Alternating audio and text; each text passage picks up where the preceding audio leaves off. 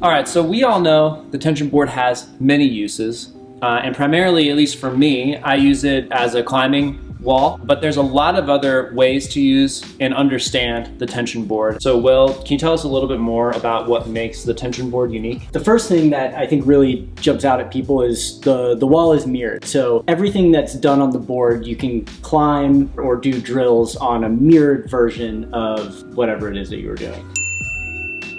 What that means is you can use the board almost like weightlifting. You can come up with an exercise or a climb and do multiple repetitions on it in order to get, whatever the training stimulus is that you're going for. What about the symmetry is so useful in that regard? The symmetry and the repetition really go hand in hand. If you're going to be doing something over and over again, you want to make sure that there's some sort of balance there.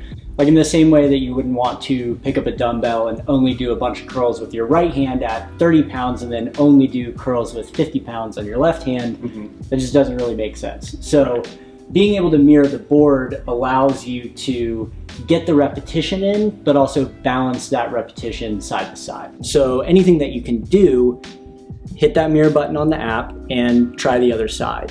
And that's a really great way to kind of start to develop an understanding of where your strengths and weaknesses lie. Like if I can do a move on one side of my body and then mirror it and all of a sudden it feels impossible, there's a reason for that, and that's interesting. Like, let's investigate and try and figure that out. The holds are fairly generic. The directions are also fairly generic. What that does though is it creates a flexible platform that pretty much any climber can utilize to accomplish whatever goal it is that they're looking to accomplish. You're developing a really general skill set, a really general level of strength across some general movement types, general grip types, and that foundation is going to allow you to go out and apply to specific instances out in the real world. Right, so for a lot of climbers, there's this thinking that there's climbing and climbing boulders in the gym, volume, sort of that kind of thing. And then there's training. That's hangboarding and that's campus boarding and that's lifting. And so the tension board offers this sort of middle ground that is a sweet spot between climbing and having fun, doing boulders, and actual training, weightlifting, hangboarding.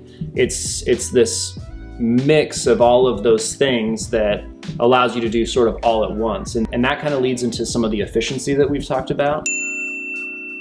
A big part of this, it has to do with the fact that the holds are wood. Folks sometimes think that the only real reason for wood holds is that it reduces skin abrasion, which it does, which is great, but it does another thing, and that's it causes you to have to be a lot more intense in the style of climbing that you do. You can't grab a hold and like hang off of it. There's no texture biting back at all. The only way that you're going to stay on that hold is just to continue crushing the crap out of it. So it requires a lot more physical output for a given hold than a similar hold with texture. Because you're gripping these holds so much harder and the entire time you're on the wall, you can't disengage. You're constantly engaged on the wall. That's a really powerful training stimulus, and it's gonna make you tired faster than if all the holds were textured. What that does is gives a lot more bang for your buck when you're under time constraints. A 30-minute to an hour-long session on the tension board at the appropriate intensity is extreme. Like, you can be done. Having like a 2-hour marathon session on the tension board is, in a lot of cases, too much. To really get the most out of the board, I think limiting that time actually a little bit and focusing on intensity and stopping when you get to a point where you're only at about 70% of the capacity that you started with.